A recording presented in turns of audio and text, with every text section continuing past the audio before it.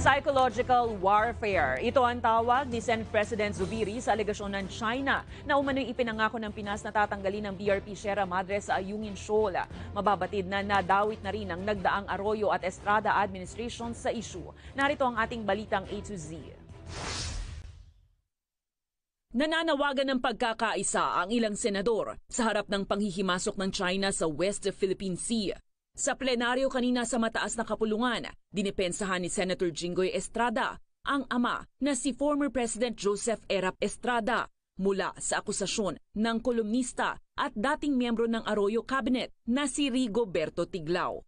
Tinawag ni Estrada na kasinungalingan ang lathala ni Tiglao na umano'y si former President Erap ang nangakong tatanggalin ang BRP Sierra Madre sa Ayungin Shoal.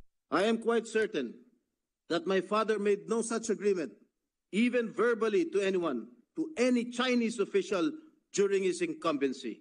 Habang ipinunto rin nito ang kakulangan sa aksyon ng Arroyo administration sa pangangalaga ng soberanya ng bansa. They could have kept up the momentum gained by the Estrada administration in pursuing comprehensive strategy or plan of action to reinforce our country's territorial claims. One thing certain was that under the presidency of Mrs. Arroyo, several bilateral talks were held in Shanghai that resulted in the signing of agreements related to tourism and the opening of the country to Chinese investments.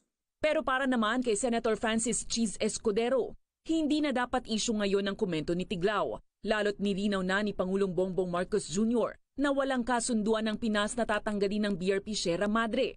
At kung mayroon man, ay pinawalang bisa na niya ito. Bagay na sinegundahan naman ni Senate President Juan Miguel Zubiri. It's Psy-war. We should not succumb to the psychological warfare. Dapat nagkakaisa po tayo na sumuporta sa ating Navy at sa ating Coast Guard at sa ating soberenya sa West Philippine Sea. Kaugnay nito, nagpapanukala naman si Escudero ng 100 million pesos para magpatayo ng konkretong pasilidad sa Ayungin. 100 million for the construction of facilities in that area, not a military base, but a shelter, a lodging facility, not only for our soldiers, but for fishermen. Una na ring nangako ang liderato ng Senado na daragdagan ang budget ng Coast Guard para sa pagbabantay ng karagatan ng bansa.